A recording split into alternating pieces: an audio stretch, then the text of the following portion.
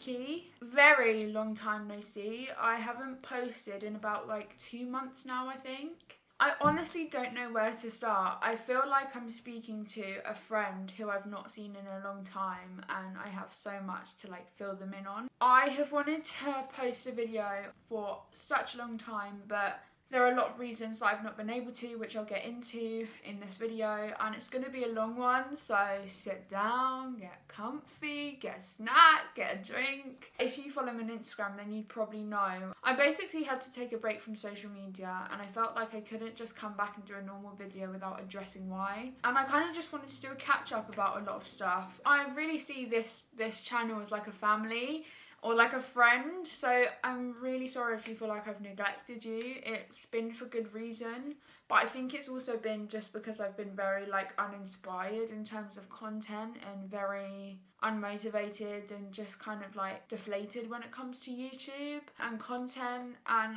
I've also just had a lot of reasons that have held me back from making content on YouTube, so I'm basically going to get into all of that. Yeah, so this is my first video back, and after this I'll be going back into like my more normal content. I kind of felt like it would be kind of fun to do a little chit chat video where I'm not gonna like talk through what I'm using, but I thought I'd do a little like get ready with me where I just do my makeup. There's a fun look that I've been wanting to try, and we could have a chat and a little update. Basically, I'm going to offload all the information that's been in my head onto you, and it's probably going to be a bit rambly, but bear with me. Yeah, let's get into it. Oh my gosh, what do I start with first? Okay, so I'm going to put on the screen the eye look that I want to try and recreate today. I've just been put on a new cream by my doctor called Duo, which is good. I think it just dries my skin out really. Like, I feel like all spot things, I don't even know if they're good. I feel like a good place to start would be, so in about June time, I had my mocks. It was like, was it June? I feel like it was end of June or early July. I'm honestly not even sure. I think it was early July. Sort of AS levels. It was kind of reduced because of, you know, COVID and everything. So they reduce the amount of exams that we'd have. But I just really was not in a good place mentally, like at all. My health has been awful, like the worst it's been since like 2018. If you're an OG viewer, you'll remember that I was very unwell in 2018 and ended up being in a coma. And I'm not at that level, but this whole year it has felt like I've been going towards that amount of unwellness. I know that's not a word, but for lack of a better word. And I haven't really had any treatment. My last surgery that I had / treatment was March 2019. That is 2 years without any proper treatment. I was on a trial drug March 2019, but the trial drug unfortunately didn't work, and so therefore I've not really had any treatment. The only treatment I've had is like the nose operations I have, which you guys would have seen in my Day in a Life hospital editions, but they're not proper operations because it's more just clearing out my nose, because you know I don't have like a sinus in one of my sides of my face because it had to be removed. But actual treatment on like my AVM, I haven't had anything done in like a long time. Oh no, it was March 2020, sorry, March 2020. I'd say most of the rest of 2020 I wasn't too bad. I mean, the surgery I had was massive, and so it should have kept me at bay in terms of my health and my nosebleeds for a longer time than it did. I'd say like throughout 2020 I was having nosebleeds that were very big and I shouldn't have been having, but it wasn't horrendous, which it shouldn't have been. Like, if that was happening, then that would have been a problem, especially because I had such a big operation. But yeah, it wasn't too bad, which I was very grateful for, because the whole of last year, I was so anxious that I was going to have to call an ambulance at some point, even if my health was okay, or have to go into hospital or have an operation because of everything going on. I felt so nervous about going to hospital or going into like hospital as an emergency. However, as soon as 2021 has started for me, my health and my life and my mental health has literally just gone down the drain. I was going to say the absolute drain, but that doesn't make sense. It's completely gone down the drain, and it's just felt like one of the hardest years that I've ever experienced, along with some of the treatments I had in Denver and some of the stuff I had to experience then. But 2018 and 2021 have been awful for me. My health has been really, really not great. I was having nosebleeds like every so often, but they'd come in like waves and then they'd go away. This was like at the beginning of 2021. Sorry, I'm getting so like confused with the dates. I don't even know what month it is or what day it is at this point. I do, but like I actually don't as well. I was having little nosebleeds every so often at the beginning of 2021, but they were becoming more and more severe and more frequent the more the months went on. Coming up to the last few months when I've been having a lot of nosebleeds, which have been getting progressively worse. Like the volume of blood that I've been losing has been more, how long they take to stop has been longer, and they've just been more life limiting, you know. Like even the last couple of months had crippling anxiety going to school, because I would go to school and be in a lesson and have a nosebleed, and then I'd have to run out of my class, and that is just not a nice feeling at all. It's embarrassing, honestly. Even though obviously no one in my class really cares, in the terms of like they wouldn't want me to be embarrassed. It's uncomfortable for me to have to run out of my class with blood coming out of my nose. And I was feeling very trapped at school, because I was feeling like wherever I was looking for my escape in case I had a nosebleed, because there was a couple of weeks before school finished where I was literally having a nosebleed every single day out of nowhere, and they were bad. They were coming up my nose, my mouth, and me and my friends, if I was with my friends, were having to run to the nearest toilets and then call my mum to pick me up. It got really, really bad. It was limiting my life. So I had a MRI scan, and my doctors kind of decided that, right, it was time to have something done. With my MRI scan, they felt like they knew what they were going to do, and this isn't my normal doctors at Gosh. Unfortunately, there have been a lot of conversations about me transitioning, because obviously I always forget this, but Great Ormond Street is a children's hospital, and I'm not going to get emotional, but I think when you spend so much time at a hospital, parts of you are ingrained into that hospital, and I think it's quite emotional for me. Like, it's quite a difficult thing, because I've been at Gosh. I didn't expect I'd get emotional, but I've been at Gosh ever since I became sick, and so I kind of associate my whole journey with being there, and it's kind of like I feel physically and mentally attached to that place. You know, I've built trust with people that I've known ever since I was 6, and I know that it's just something that everyone has to do at some point when they go to Gosh or a children's hospital, but it's been really hard, the topic of transitioning, and I think it's also hard for me that I'm not well. You know, I'm sicker than I've been in a long time, and I'm going to have to transition soon. Obviously my hospital will keep me on until I'm more stable. They're not just saying like, you've got to move on now. I remember being like 13 and thinking, right, if I get transitioned at 17, I have got 4 years to get better. I've got 4 years to become more stable. I've got 4 years. Like, it felt like such a long time away, and it isn't now. I'm going to be 18 next year. I know I didn't do a 17th birthday vlog this year. That is also something I'll get into. But I'm going to be 18 next year. I will have to move on. And that is really scary for me, and I think my parents too, because we've all built this relationship with Gosh. You know, Gosh is an incredible hospital, and I feel very grateful that in my 11 years that I've gone to Gosh, they've been so great with me, and they have helped me in so many ways. You know, I wouldn't be here without Gosh, because when I was in my coma at Great Ormond Street. It is very scary to be pushed into the adult world, especially when it comes to like hospital care and everything like that. And so my treatment that I was planning to have with my doctors, and where I had my MRI scan, is actually at a different hospital, which is one of the hospitals that I will be at full time when I'm of age and it's the right time to be there. So the treatment that I was supposed to have was going to be at that hospital, which I'll be at when I'm an adult. But I'm already starting to have some things done there, like the MRI scan and this operation. Oh, snazzy, my hairband matches my top. Also, this is the new top, and it's a little bit pricey, so if I get foundation on it, I'm going to be so annoyed with myself, because it's my first time wearing it, but I'm obsessed with it. Ta-da!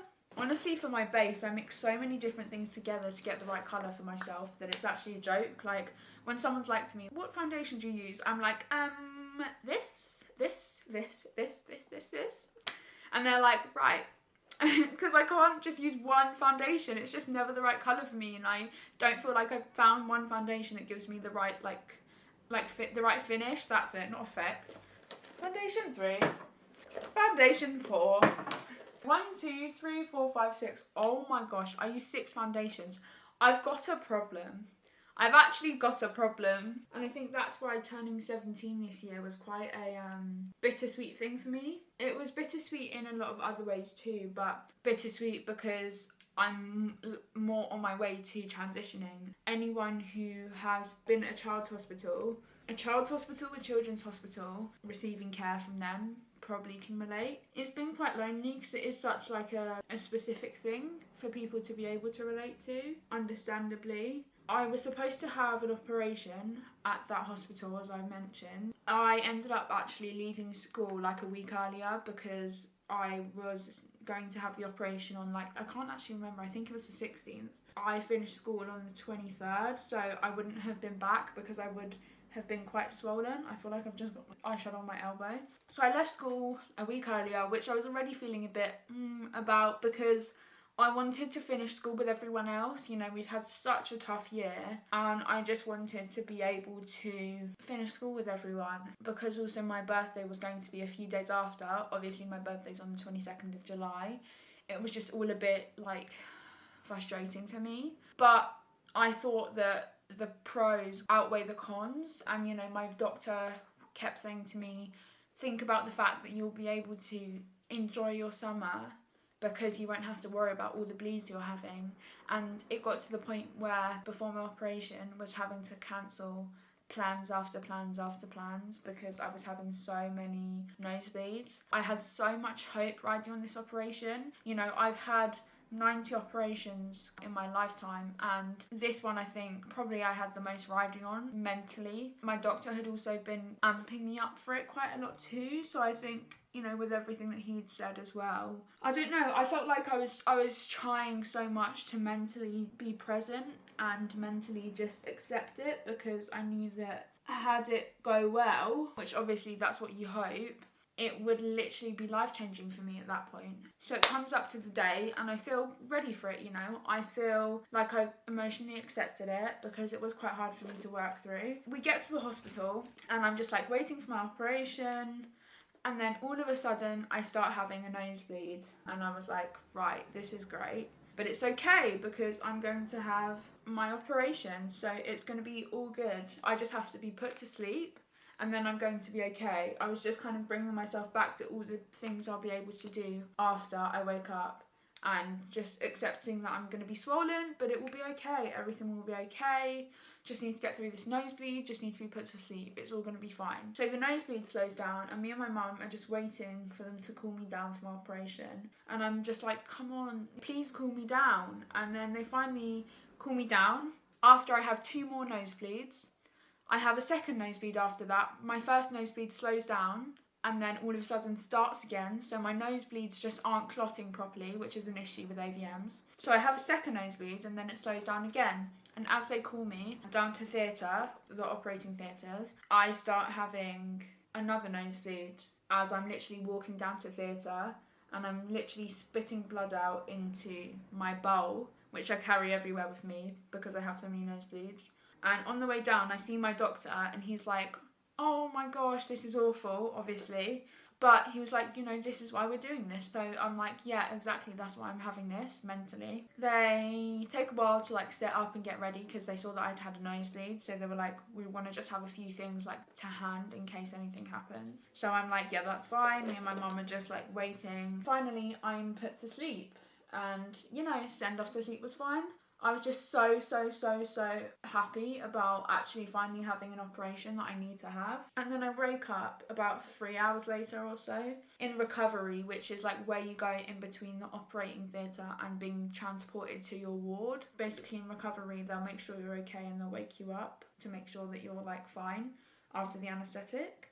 So I wake up with my mum at my side and I say to my mum, how did the operation go? And she goes, they didn't do anything. And I'm like, what do you mean they didn't do anything? At this point, I genuinely think that I'm in a dream. I genuinely don't think that I'm there. And she goes, they didn't do anything. I saw the doctor And initially, before the operation, I had an angiogram, not an MRI scan. I was put to sleep for the angiogram because you have to be put to sleep for angiograms. It looks at like the flow of blood vessels, which is obviously very important for AVMs. So yeah, initially I had the angiogram before the operation so that they could plan what they were going to do for the operation and have everything sussed. And actually leading up to the operation, we looked at my scan results together, and he pointed out the areas that were most active of my AVM and basically talked about his plan. And I'm literally like to my mum, what do you mean that he didn't do it? Like, we had the whole plan. And he said to my mum that basically when he did another angiogram, because you have to do another one to inject the substance that they were going to use to see where the substance is going and how it's affecting your blood flow, if that makes sense, or if it's a bit medically. I'd not had an operation with him before, so he hasn't been able to have a proper look at my AVM close up until that point. Also, I know this foundation looks a bit dark. It isn't that dark, I promise. So he hadn't been able to look at my AVM up close, like actually like about to do something till that point. And he basically said to my mum that it was too dangerous and he needed to have assistance from my other doctors. I needed to speak to my other doctors before doing anything, my other doctors at Gosh, and also speak to the doctors at the other hospital that I was at, because yeah, it was too dangerous and he didn't feel ready to do anything. So I basically woke up in the same position that I was when I was put to sleep.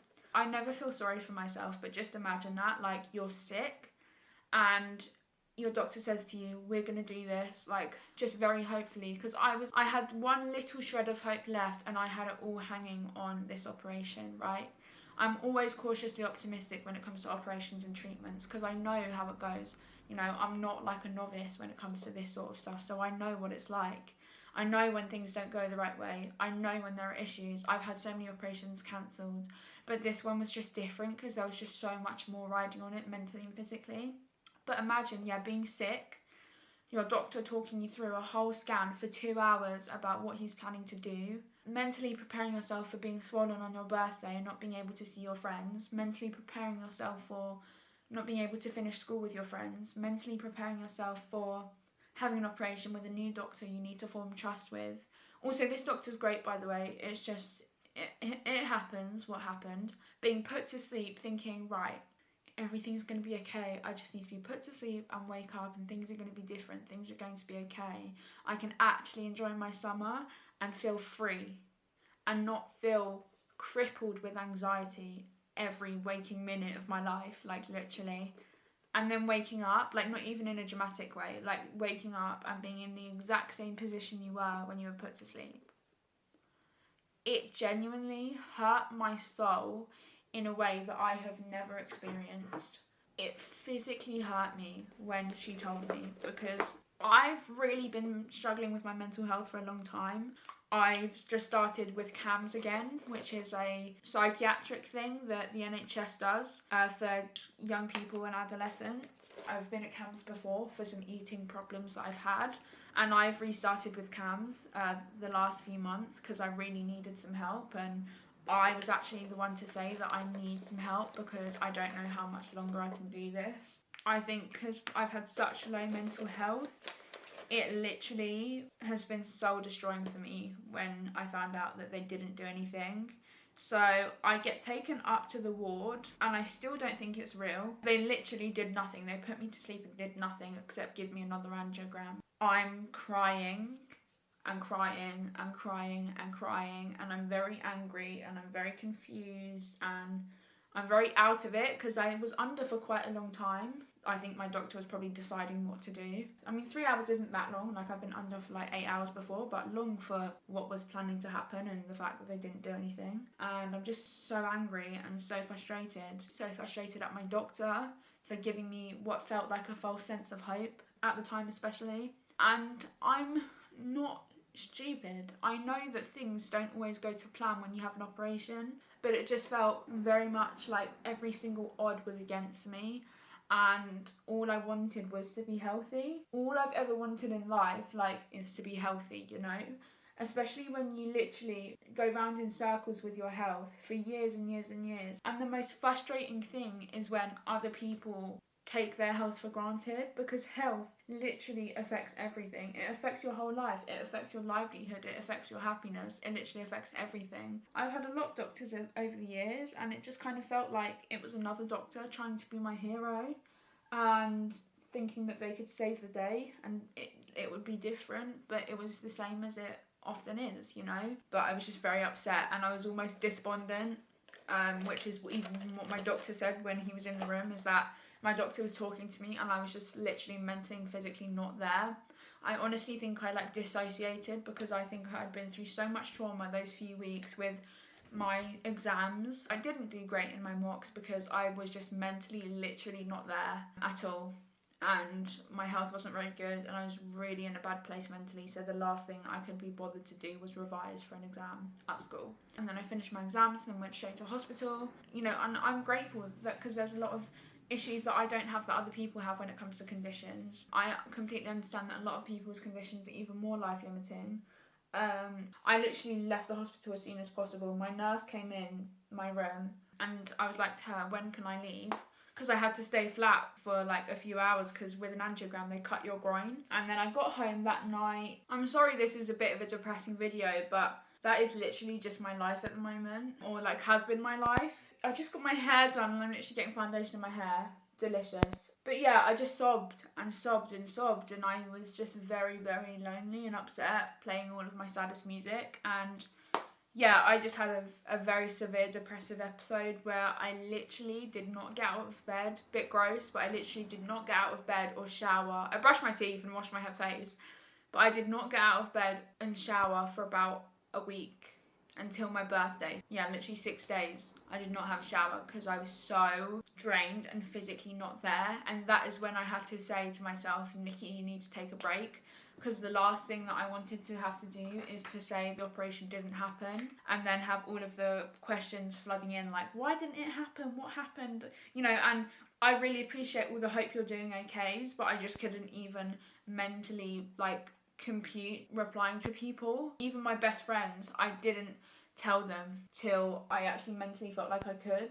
I'm very grateful for my best friends, because they've all been amazing, and I don't know what I would do without them. I was barely even able to comprehend what had happened, let alone explain it to someone else. And I just was sobbing on my group chat with my best friends, like, I just want to be healthy. Yeah, I don't know how they dealt with me through that, because I don't really know what I would say to someone going through what I was at the time. And the empath in me coming out, I'm sorry, I don't expect you to know what to say. You don't need to say anything. I'm just telling you. Barely went on my phone that whole time I was on a break. Literally just aimlessly was watching stuff on my computer that whole time. I do not remember what happened, like any of it. So yeah, that is basically why I didn't film my birthday and why I had a break, because when it came to my birthday, as far as I was concerned, I was going to be sitting in bed and sleeping the whole day, because I just did not want to be there. It was really difficult for me. And I just did not want to celebrate my birthday at all, because I'd mentally accepted that it was going to be a rubbish birthday this year.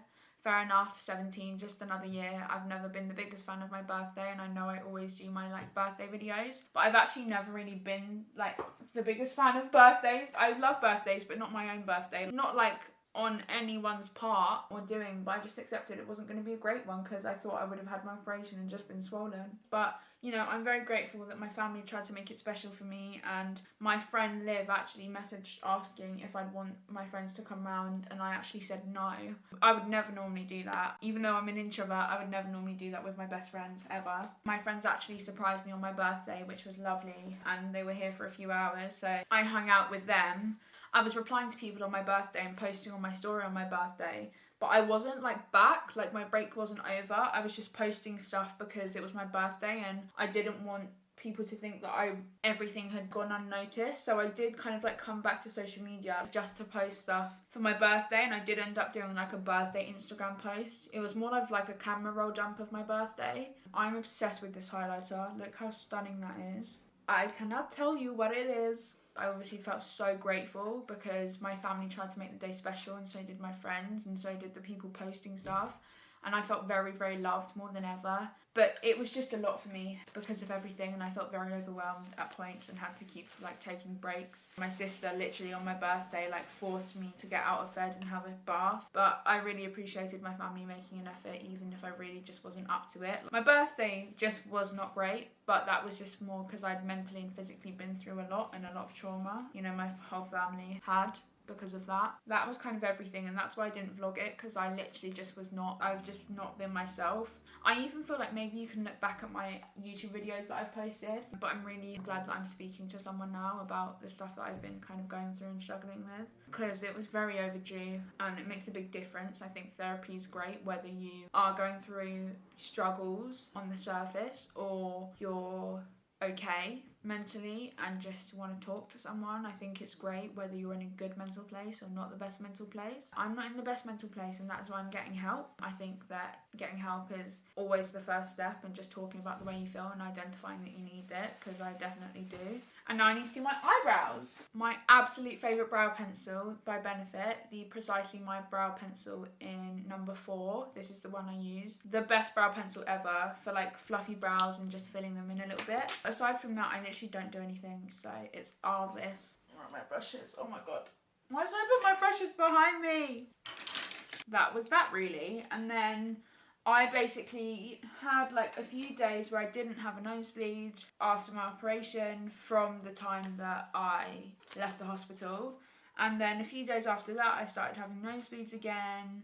There was one day where I had a nosebleed really bad, and it was one of the worst nosebleeds that I'd had in a long time. And so I managed to get, well, my mum managed to get me a emergency appointment with my doctor. And then I saw my doctor, and he decided that I needed to, my doctor at Gosh, this is one of my doctors at Gosh, and he decided that I needed to have my nose operation. So I saw him on Friday, and I had to then go back to hospital the day after to get my bloods drawn in case I needed a transfusion. Then I had the operation on the Monday, and then I stayed overnight and then was home, and here I am. So luckily that operation went okay. I've been okay since. I felt groggy for a little while, but I've been okay. But yeah, I had that. That's been it with my operations, really. I cannot believe that school starts again in 2 weeks. I've not had any summer. Luckily though, later in the week I was actually able to enjoy myself. I was actually able to do some bits with some friends and meet up with my manager, which was really nice. And honestly, I genuinely kind of accepted after that operation, and as I continued having more nosebleeds, that I was going to be at home forever. But it was nice to get out, and I am grateful that that operation did make a difference. I think I'm just kind of nervous because that operation that I had for my nose is just a short-term fix. So I am just kind of nervous about what happens next, really. So yeah, but I guess you just have to focus on the now and focus on the present. When my friends came round, I felt like okay, but I also feel like I was kind of trying to feel okay for them, you know, and my family. When they left, I just felt very, very down again. I think they almost kind of like silenced all the noise going on a little bit, which was good. But yeah, when they left, I kind of went back to feeling really sad, focusing on how I was feeling. I've realised now that I have to just be grateful that I had that moment of happiness, rather than be upset that that moment of happiness didn't last, if that makes sense. Because I think you can spend so long dwelling on happiness and the fact that it doesn't last. You know, it's like that saying on TikTok that's like, you know, that one from Euphoria. I love Euphoria, but I can't remember. Sometimes I think I'll feel good forever, but I don't, or something like that. It is like that, but I think you have to realise that you have to just be grateful that you did feel good for the time you did, and cling on to that rather than clinging on to the fact that the feeling of feeling good didn't last, if that makes sense. Because through this time, I've just spent so long dwelling on the fact that the times that I have felt okay, they haven't lasted, and I'm definitely, you know, going through severe depression, but I have to just be grateful that for that moment in time, I did forget about the stuff going on in my life and just focus on that. I don't know, maybe I'm literally just not making sense at this point. And I really also like wanted to come back to YouTube, but I think it was also that I didn't have, and I am really sad that I didn't film a 17th birthday video, like vlog, because it's like that tradition is broken. And so many of you were actually DMing me about it. Not in like a sad way, but I didn't realise that many of you cared about, you know, my videos like that, and so that was really nice. But I genuinely did not have the mental capacity to even speak to anyone, let alone speak to my camera and like make it seem like I was okay. Like, not that I had to, because I obviously understand that you guys would be understanding. But I do really want to get back into YouTube. I have a love-hate relationship with YouTube, I think. I love talking to a camera. Like, I could literally talk to you guys and talk to this camera forever. But at the same time, it's hard to want to spend time stressing over filming content, editing content and all of that when the content doesn't do well. And I know that obviously numbers aren't everything, and I've spoken about this so much, like I feel like a broken record, but it is so demotivating. It's like any job. It's like, you know, when your work isn't recognised and then you give it to your manager and your manager's like, meh, when you've spent like so long on it. That is kind of how I feel with YouTube at the moment, and I know it's almost my doing as well because I've not posted much. But it's also annoying when there are so many people that literally post as sporadically and irregularly as I do, and they literally get like 100k to 1 million views per video. And I literally never want to stop YouTube because it is like my safe haven, like genuinely. I have got like 7 million followers on TikTok now, and TikTok's been amazing and I have been putting a lot of time into it, but YouTube is my OG. Like, YouTube is my before anyone else, you know. It's hard to uphold my love of it that I once had as a little girl who was just making videos in her room, when YouTube is so different since then in every way. The algorithm, the people that watch videos, the people that post videos, it's so different. I started posting videos in 2011 or 12 maybe, or 2013, I don't even remember. And now I'm 17. Times have really changed. And it's hard sometimes, I think, because I'm almost holding on to that, as I think a lot of people who started YouTube around the time I did can relate to. I can't promise you how regularly I'll post, but I really just do need to get the thing out of my head of like posting for views, because I'm not posting for views, but I just need to completely get that out of my head and just post because I want to post, you know. There's so many videos I have planned. Like, I've typed out a whole list. I want to do a Bake with Nikki series. I just have so many things that I want to do for videos, and I'm actually excited about it. I feel like before I was really trying to enjoy making videos, but I just wasn't. Whereas now, I mean, this video literally feels like a therapy session to me, and it's going to be like a movie's length long. I also want to do more stuff on school, because I feel like, I know last year I didn't do what I got for school video, so I thought maybe I could even do that. I thought I could do a what I wear in a week school edition. Yeah, literally, I can do anything. Just please comment down below what you would like to see. I'd really appreciate it. So I ended up just doing it off camera, but now I'm going to do lips. This is literally like my lip combo. Like, this is what I use, especially the lipstick and the lip liner. This is how it looks. Not as good as how Martha did it, but still kind of cute, still a vibe.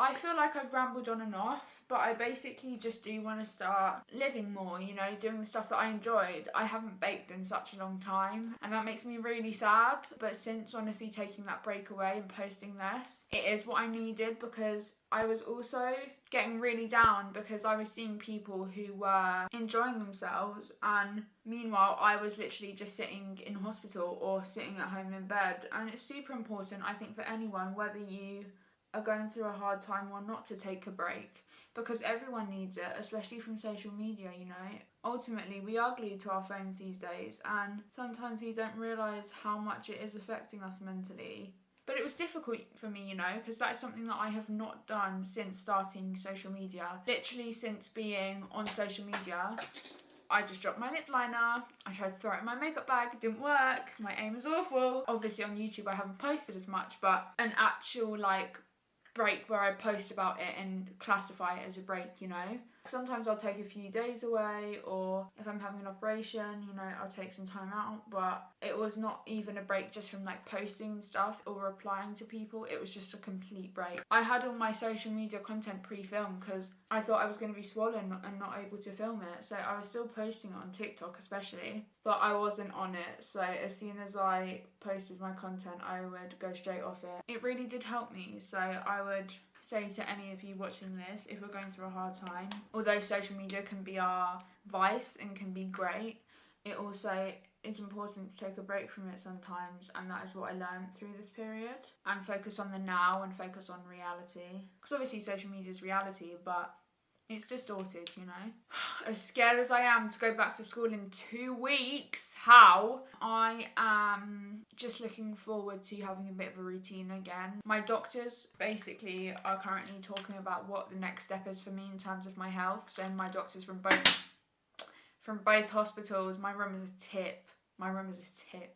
This lip gloss is incredible. It's by Bare Minerals. They sent it to me. It's their Mineralist Lip Balm gloss in heart. I'm already like a recluse, but I've been even more of one, like not only because of COVID, but also because I've been so scared to leave my house. And so like I'll make plans, but then I'll get so scared about them because what if I have a nosebleed? And then my mum will end up having to take me everywhere, which I'm very appreciative of, but it's like I'm 17, you know, like it can be a lot at times. But yeah, this is the makeup.